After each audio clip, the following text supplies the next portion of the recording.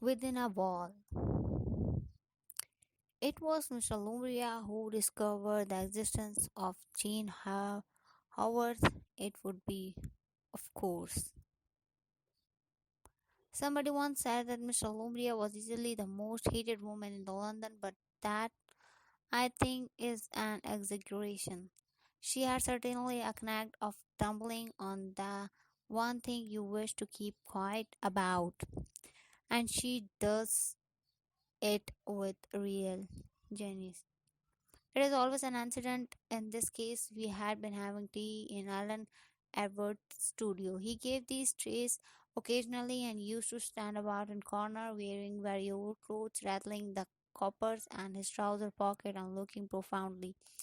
I did not suppose anyone will dispute Avenden's calm to genius at this. These two most famous pictures, Color and the Conquest, which belongs to his early period before he became a fashionable painter, were purchased by the National last year, and for once the choice went unchallenged. But at the date of which I speak, Everard was only beginning to come into his own, and we were free to consider that he had discovered him. It was his wife who organized these parties. Riverda's attitude to her was a peculiar one. That he adopted her was evident and only to be expected. Adoration was Isobel's due, but they seemed always to feel himself slightly in her way. He stumbled through anything she wished, not so much through tenderness as through as unalterable conviction that she had a right to her own. I suppose that was natural enough, too, when one comes to think of it. For Isobel Loring had been really very celebrated. When she came out, she had been the debutante of the season. She had everything except money, beauty, position, breeding, brains. Nobody expected her to marry for love. She wasn't thinking kind of man. In her second season, she had three strings to her bow, the heir to a decadum, a rising politician, and a South African millionaire. And then, to everyone's surprise, she married Alan Everard, a struggling young painter whom no one had ever seen. It is a tribute to her personality, I think, that everyone went to calling her Isobel Loring. Nobody ever alluded to her as Isobel Everard. It would be I saw Isobel Loring this morning, yes, with her husband, young Everard. People said Isobel had done for herself, it would, I think, have done for most men to be known as Isobel Loring's husband. But Everard was different. Isobel's talent for success hadn't failed her after all. Alan Everard painted color. I suppose everyone knew the picture, a stretch of road with a trench dug down it and turned it. Reddish in color, a sickening length of brown glazed drain pipe, and a huge navy resting for a minute on his pad. A Herculean's finger in a strained cordurus with a scuttle neck. His eyes look out at you from the canvas without intelligence, without hope, but with a dumb, unconscious bleeding. The eyes of a magnificent brute beast. It is a flaming thing, a symbonious of orange and red. A lot has been written about his symbolism, about what it is meant to express. Alan Everett himself say he didn't mean is to express anything. He said, illustrating by having had to look at a lot of pictures of vegetation, sunsets, and a sudden longing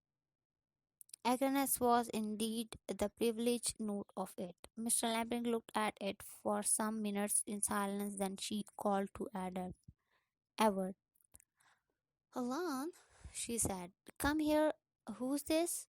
Everard come over obediently. I saw a sudden flash of annoyance that he could not quite hide. That's only a dub, he said. I don't suppose I shall very finish at it. Fine, finish it. Who is she? Said Mr. Lumley.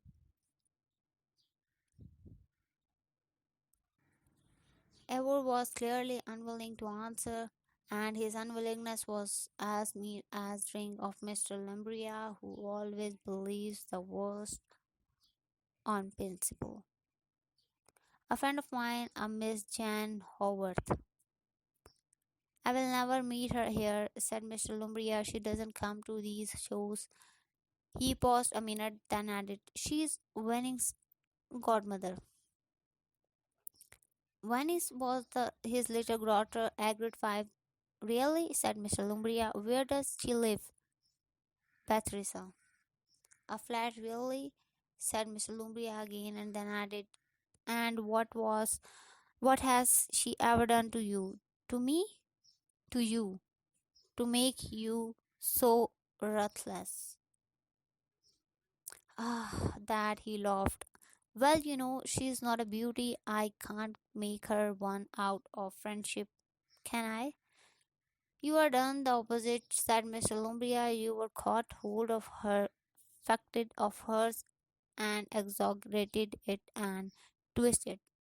You are trying to make her ridiculous, but you haven't succeeded, my child. That portraits, if you finish it, will you? Edward looked annoyed. It's not bad, he said lightly. For a sketch, that is, but of course, it's not a path on Isobel's portrait. That's far and away the best things I will ever done. He said the last words definitely and aggressively. Neither of us answered. Far and away the best thing ever. Some of the other had drawn near us. They too caught sight of the sketch. They were exclamations, comments. The atmosphere began to brighten up. It was in this way that I first heard of Jane Haworth. Later, I was to meet her twice. I was to hear details of her life from one of most intimate friend. I was to learn much from Alan Everard himself. Now that they are both dead, I think it is time to contract some of the stories Mr. Lambria is busily spreading abroad. Call some of my story inventions, if you will. It is not far from the truth. When the guest had left, Alan Edward turned the portrait of Jan Watts with it face to the wall again. Isabel came down to the room and stood beside him. A success, do you think? She asked thoughtfully, or not quite a success. The portrait, he asked quickly. No, silly, the part of course the portrait is a success. It's the best thing I have done, Edward declared aggressively. We are getting on, said Isabel. Lady Charmington wants you to paint her. Oh Lord, he forced one. I'm not a fashionable portrait. You will get to the top of the tree. That's not the tree I want to get to the top of. But Alan, dear, that's the way to make mints of money. You want mints of money. Perhaps I do, she said. At once he felt apologetic, ashamed. If she had not married him, she could have had her mints of money, and she needed it. A certain amount of luxury was her proper sitting. We are not done so badly just latterly, he said wistfully. No, indeed, but the bills are coming in rather fast. Bills? Always bills. He walked up and down. Ah, hang it. I don't want to paint Lady Charmington. he burst out rather like a petulant child. Isabel smiled a little. She stood by the fire without moving. Alan stopped his restless pacing and can. What was there in her stillness, her intent that drew him like a magnet? How beautiful she was, her arms like sculptural white marble, the pure gold of her hair, her lips, red, full lips. He kissed them, filled them faster on his down. Did anything else matter? What was there is Isabel that suited you, that took all your cares for you. She drew you into her own beautiful entria and held you there, quiet and content, poppy and Mangrius. You drifted there on a dark lake, asleep. I will do Lady Charmington, he said presently. What does it means? Matter? What does it matters? I shall be bored, but after all, painters must eat. There's Mr. Potts, the painter, Mr. Potts, the painter's wife, and Mrs. Potts, the painter's daughter, all needed sustenance. Absurd boy, said Isabel, talking to our daughter. You ought to go and see Jan sometimes. She was here yesterday and said she hadn't seen you. Seen you for months. Jan was here. Yes, to see Winnie. Alan brushed Winnie aside. Did you see the picture of you? Yes. What did she think of it? She said it was splendid.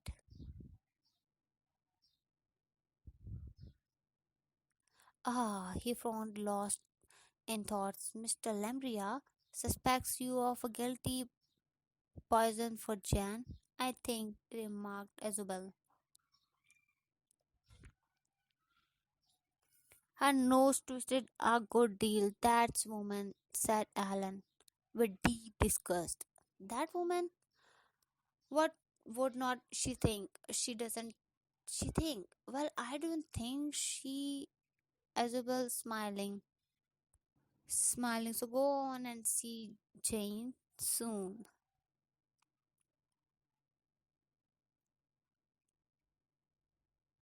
Alan looked across at her. She was sitting now on a low couch by the fire. Her face was half turned away. Her smile still lingered on her lips. And at that moment he felt bewildered, confused, and thought a mist had formed around him, and suddenly parting had given him a glimpse into a strange country.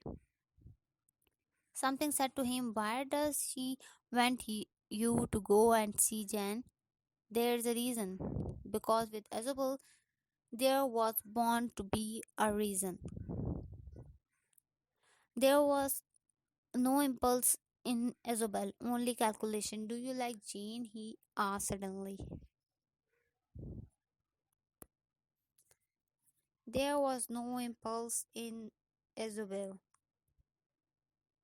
only calculation. Do you like Jane? He asked suddenly. She is a dear, said Isabel. Yes, but do you really like her? Of course, she is so devoted to Vanny. By the way, she wants to carry Vanny off the seaside next week.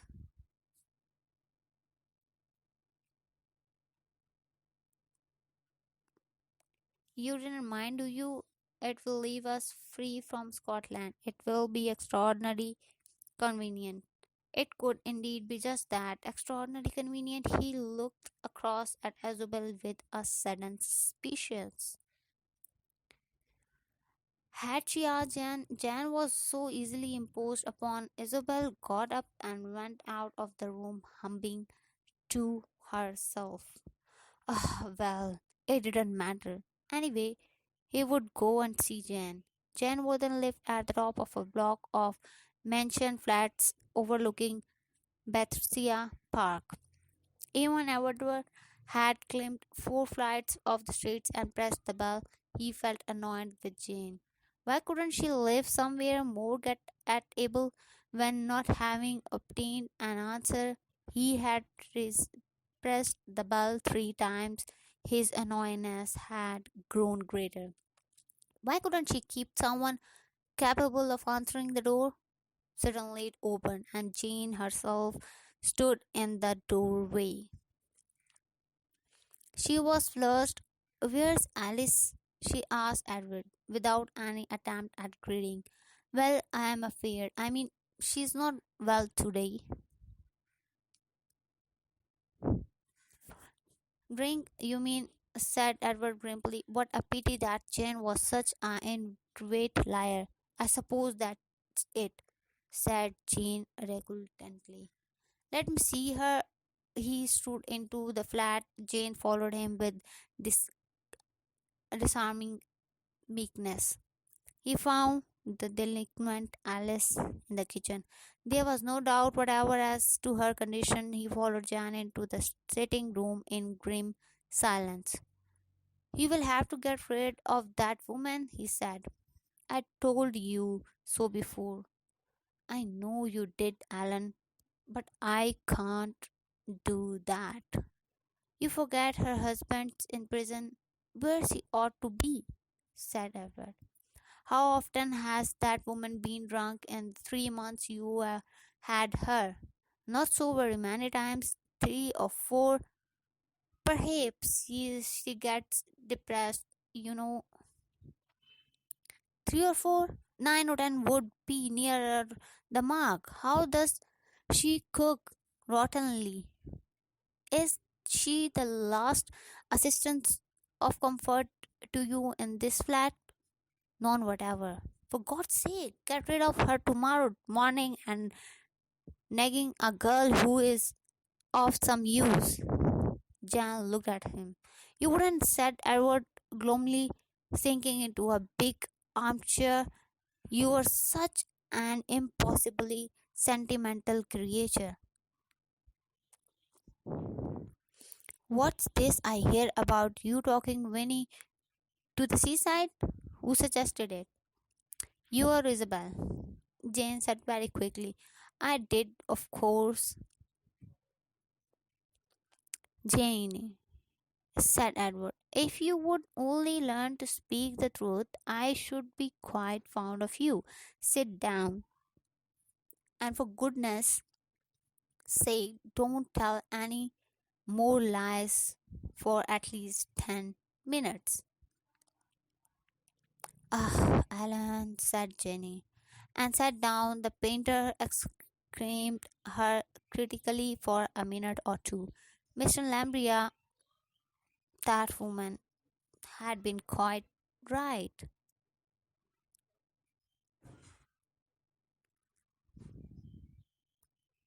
He had been cruel in his handling of Jenny. Jenny was almost, if nothing, quite beautiful. The long lines of her very pure Greek.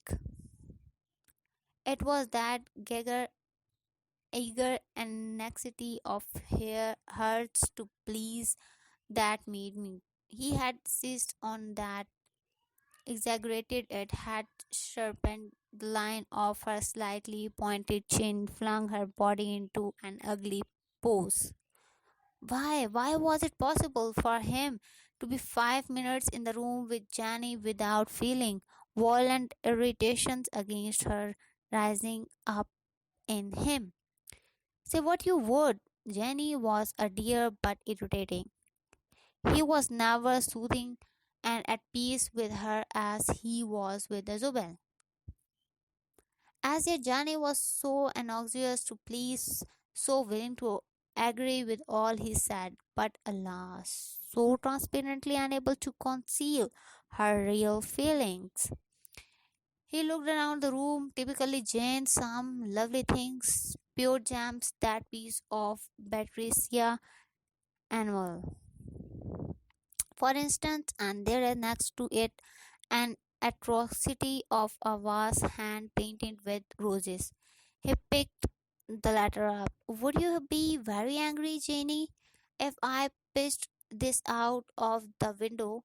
Oh, Alan, you must not. What do you want with all this trash? You are plenty of taste if you care to use it. Mixing these up. I know, Alan.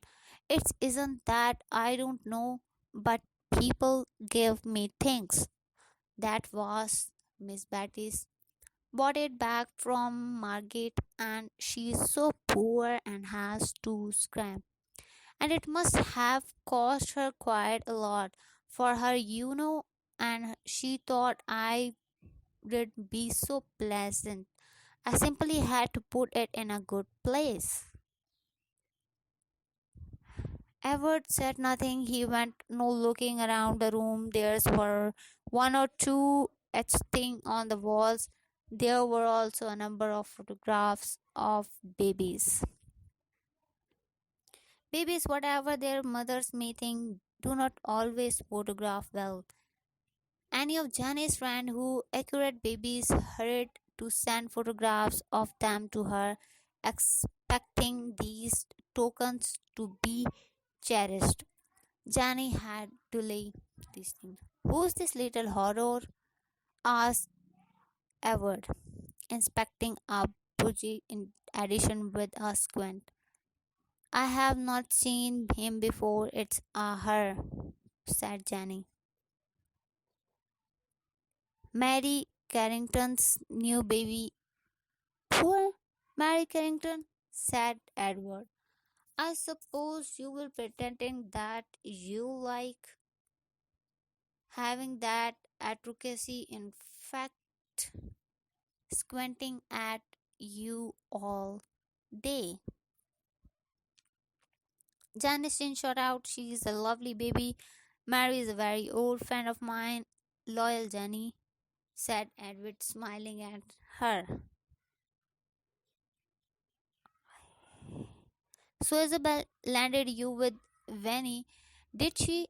Well, she did say you wanted to go to Scotland, and I jumped at it. You will let me have Vanny without you. I have been wondering if you would let her come to me for ages. Ah, you can have her, but it's awfully good for you. Then that's all right, said Johnny happily. Edward lit a cigarette. I will show you the new portrait, he asked rather indistinctly. She did. What did you think of it? Janice's answer come quickly. Too quickly. It's perfectly splendid.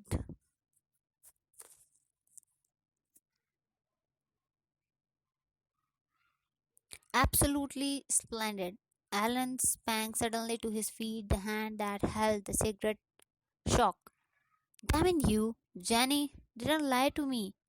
But Alan, I'm sure it is perfectly splendid. Haven't you learned by now, Jenny, that's I know very every tone of it. You lie to me like a hatter so as not to hurt my feelings. I suppose why cannot do you think I want you to tell me a thing is splendid when I know as well as you do that it's not? The damned things that dead.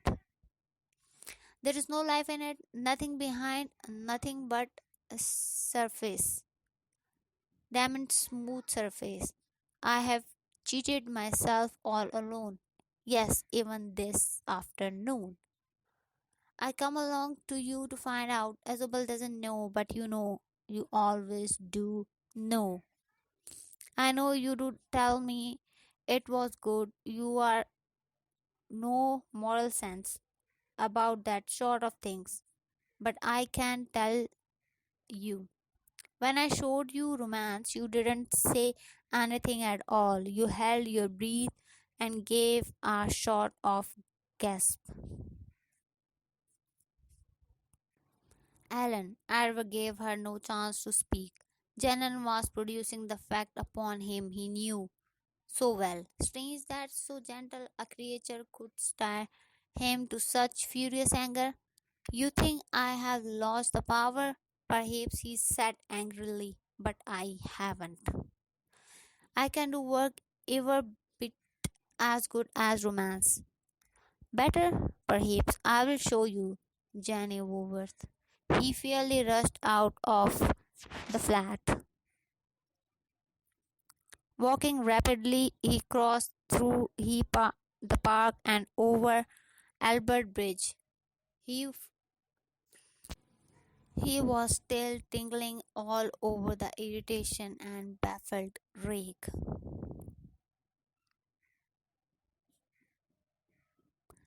Jenny, indeed, what did she know about painting? What was her opinion worth? Why should he care? But he did care. He wanted to paint something that could make Johnny gossip.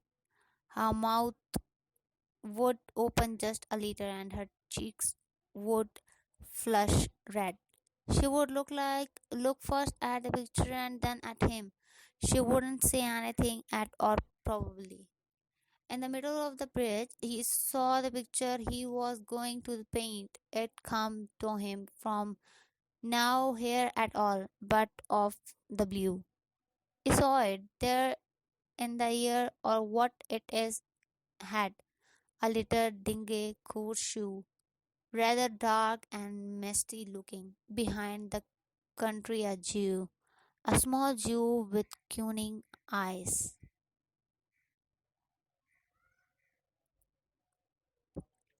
In front of him, the customer, a big man, slick, well fed, a blend, blotted a great jewel on him. Above them, on a shelf, a bust of white marble.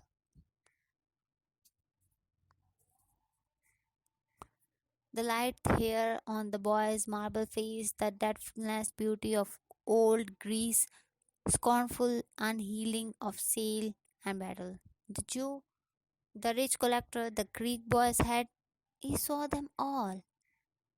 The conscious, that's what I will call it, muttered Alan Edward, stepping off the curb and just amazing being Annie Hilton.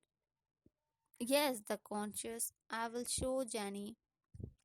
When he arrived home, he passed straight into the studio. Isabel find him there, sorting out canvases. Alan, didn't forget we are dining with the Marches. Everett shook his head impatiently. Damn it, the Marches! I am going to work. I have got hold of something, but I must get it fixed. Fixed at once on the canvas before it goes. Ring them up. Tell them I'm dead. Isabel looked at him thoughtfully for a moment or two and then went out. She understood the art of living with a genius very thoughtfully. She went to the telephone and made some plausible excuses. She looked around her, owning a little. Then she sat down at her desk and began to write. Many thanks for your check received today. You are good to your good child, godchild. £100 will do all sorts of things. Children are at terrible expenses. Are you so fond of Vanny that I felt I was not doing wrong in coming to you for help? Alan, like all geniuses, can only work at what he wants to work at. And unfortunately, that does not always keep the pot boiling. Hope to see you soon. Yours, Isobel. When the connoisseur was finished some months later, Alan invited Jenny to come and see it. The thing was not quite as he had conceived it. That was impossible to hope for, but it was near enough. He felt the glow of the Creator. He had made this thing and it was good. Janet did not this time tell me it was splendid. The color creeped into her cheeks and her lips parted.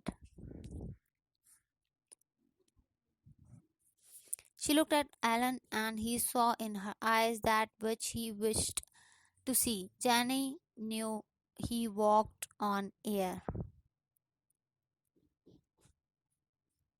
He had shown Jenny the picture of his mind. He began to notice his immediately surroundings once more.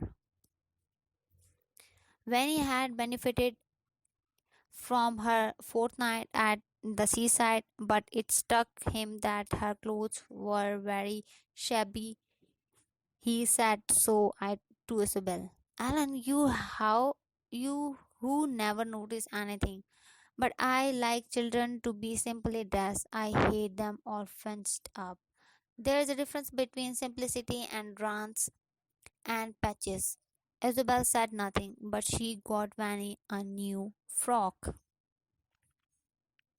2 days later, Alan was struggling with income tax returns. His own passbook lay in front of him. He was hunting through Isabel's desk from here when Vanny when Vanny danced into the room with a disreputable doll. Daddy, I will got a riddle. Can you guess it? Within a wall as white as milk, within a curtain soft as silk, battle in a sea of the crystal clear, a golden apple doth appear.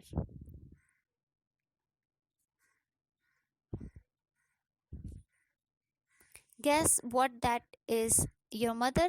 Said Alan absently. He was still bunting. Daddy, Vanny gave a scream of laughter. It's an egg. Why did you think it's a mummy? Alan smiled too. It wasn't really listening, he said, and the words sounded like mummy somehow. A wall as white as milk, a curtain. Crystal, the golden apple. Yes, it did struggle as well to him. Curious things were. He had found the passbook now. He ordered Vanny's peremptory from the room. The minutes later, he looked up, startled by a sharp ejaculation. Alan, Hulu, Isabel. Hello, Isabel. I didn't hear you come in. Look here, I cannot make out these items in your passbook. What business had you to touch my passbook? He stared at her, astonished. She was angry. She had never seen her angry before. I had no idea you would mind. I do mind, very much indeed. You have no business to touch my things. Alan suddenly became angry too. I apologize, but since I have touched your things, perhaps you will explain one or two entires that puzzle me. As far as I can see, nearly £500 has been paid into your account this year, which I which I cannot check. Where does it come from? Isabel had recovered the temper. She sank into a chair. You need not be so slow about it, Alan, she said lightly. It isn't the wages of sign or anything. Where did this money come from? From a woman, a friend of yours? It's not mine at all. It's for Vanny. Vanny? Do you mean this money come from Jenny? Isabel nodded.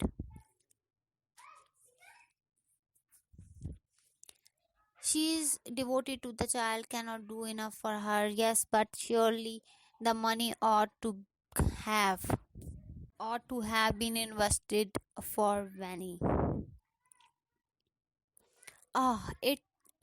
It's not that sort of thing at all. It's for current expenses, clothes and all that. Aaron said nothing. He was thinking of Vanette's frock. all drawn and patches. Your account's overdrawn too, Isabel. Is it? That's always happening to me. Yes, but that 500, my dear Alan.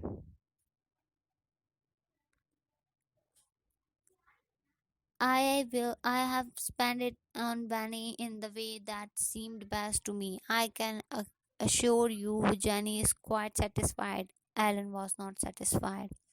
Yet such was the power of Isabel's calm that he said nothing more. After all, Isabel was careless in money matters. She didn't mean to use for herself money given to her for the child. A reciprocated bill come that day addressed by a mistake to Mr. Everard. It was from a dressmaker in Hanover Square and was for 200 odd pounds.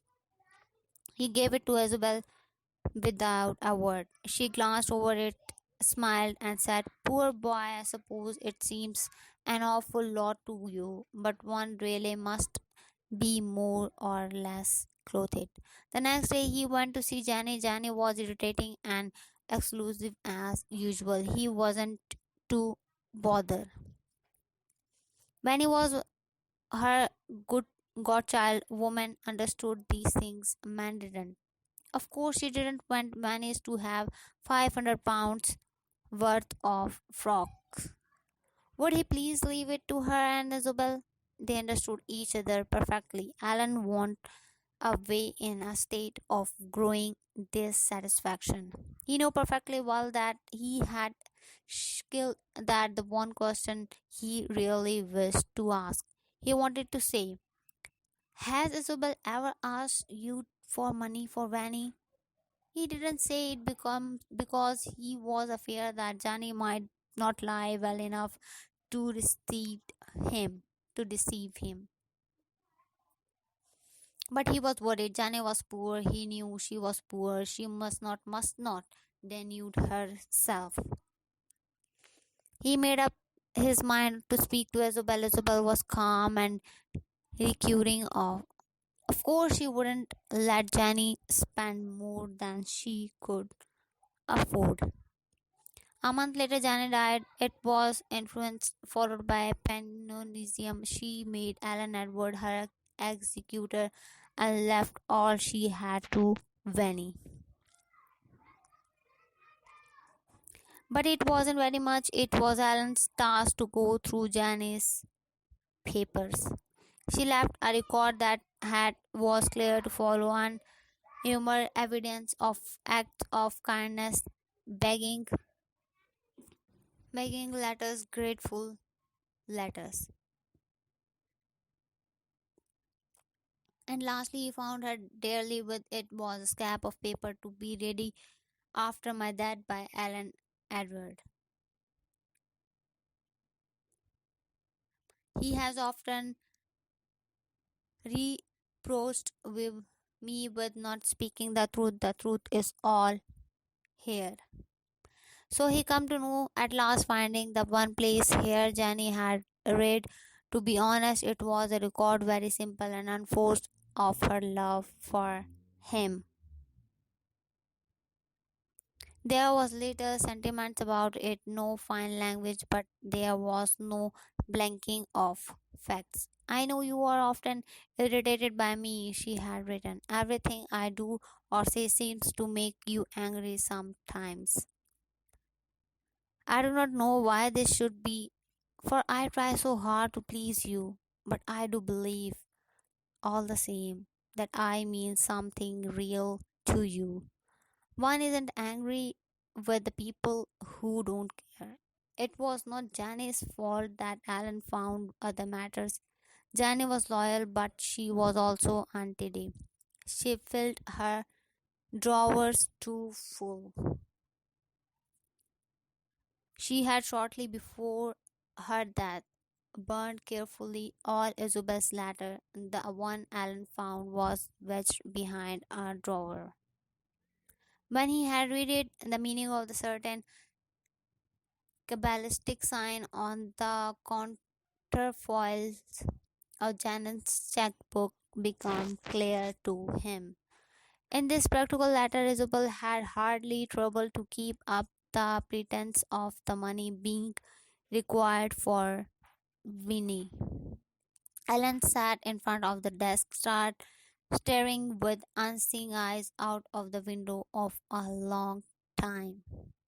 Finally, he split the checkbook into his pocket and left the flat. He walked back to jealousy, conscious of an anger that grew rapidly stronger.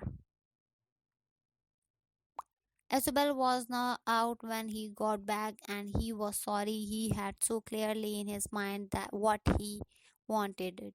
Instead, he went up to the studio and pulled out the unfinished portrait of Jenny.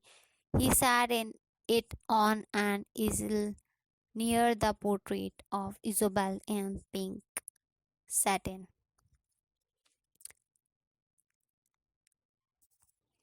The Lombria woman had been right. There was life in Jenny's portrait. He looked at her, the eager eyes, the beauty that he had tried so unsuccessfully to deny her. That was Jenny. The aliveness more than anything else was Jenny. She was, he thought, the most alive person he had ever met, so much so that even now he could not think of her as dead. And he thought of his other pictures, color, romance, refuse, Harshman. They had all, in a way, been pictures of Jenny. She had kindled the spark of for each one of them, had sent him away fuming and fretting to show her, and now Jenny was dead.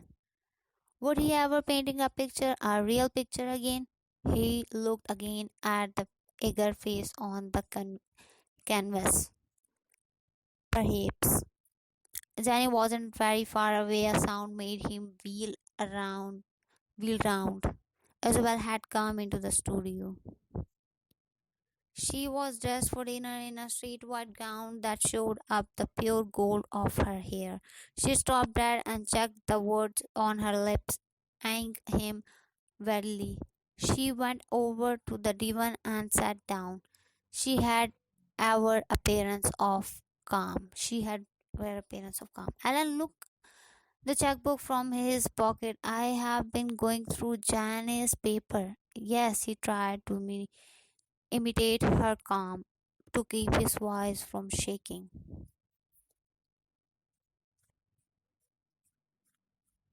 For the last 4 years, she's been supplying you with money. Yes, for Vanny? No, not for Vanny, shouted Everard. You pretended, both of you, that it was for Vanny, but you both know that that wasn't it. Do you realize that Jenny has been selling her securities, living from hand to mouth to supply you with clothes that you didn't really need it, that you didn't really need it. Isabel never took her eyes from his face. She shuddered. Her body moved comfortably off the cushions as a white Persian cat might do. I can't help it if Jenny demanded herself more than she should have done. She said, I suppose she could afford the money. Was always crazy about you. I could see that, of course. Some wives would have kicked up a fuss about the way you were always rushing off to see her and spending hours there. I didn't. No, said Ellen. Very white in the face, you made her pay interested instead. You are saying very offensive things, Ellen. Be careful.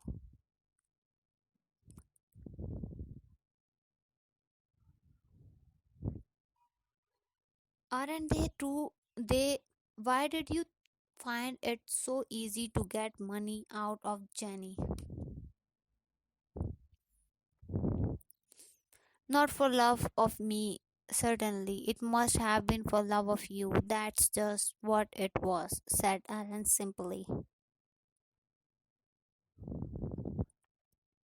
She paid for my freedom to work in my own way.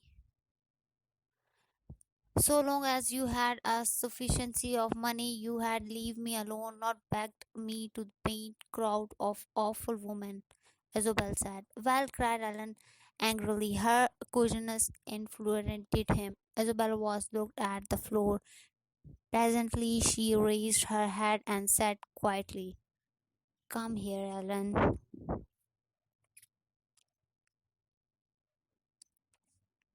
She touched the divan at her side. Uneasily, unwillingly, he came and sat there, not looking at her, but he knew that he was afraid. Aaron said Isabel presently. Well, he was irritable nerves. All that you say may be true. It doesn't matter. I am like that. I want things, clothes, money, you.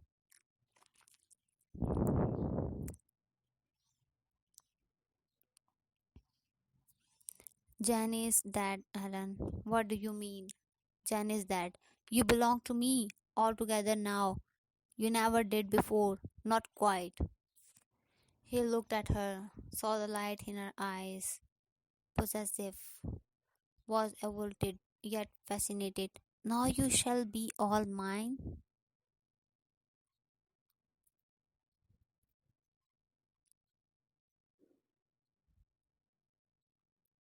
He understood Isabel when then as he had never understood her before. You want me as a slave. You want me as a slave. I am to paint what you tell me to paint, will live as you tell me to live, be dragged at your character. But it like that if you please. What are words? He felt her arms around his neck, white, smooth, firm as a wall. Firm as a wall. Words danced through his brain, a wall as white as milk. Already he has inside the wall. Could be could he still escape? Did he want to escape? He heard her voice close against his ear. Poppy and Mandragora. What else is there to live for? Isn't this enough love, happiness, success, love? The wall was growing up all around him now, the curtain soft as silk.